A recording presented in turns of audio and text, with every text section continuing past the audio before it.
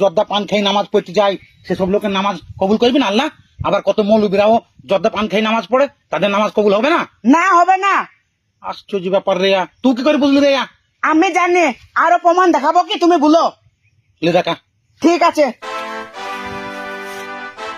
তোবা তোবা আস্তাগফিরুল্লাহ। এই লটারির টিকিট কেটে পকেটে করে ভরিয়ে নামাজ পড়তে যাইছো, তোমার নামাজ হবে আগো?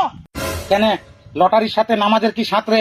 এত বড় বড় মুরব্বীদের বুক পকেটে ভরা থাকে, তাও তো নামাজ পড়ে রে, তাদের নামাজ কবুল করবি না আল্লাহ? না করবি না। দেখে এটা কি? লটারি। কি এটা? লটারি। লটারি? হ্যাঁ। লটারি মানে জুয়ু, আর জুয়ু মানে হারাম। আর এই হারাম জিনিস নিয়ে তুমি পকেটে করে ভরি নামাজ পড়তে ইচ্ছো, তাহলে তোমার নামাজ আল্লাহ কবুল করবে? তুমি ঠিকভাবে বলো কই? লজ্জা লাগছে? ধরো আরো প্রমাণ দেখাতে থামো।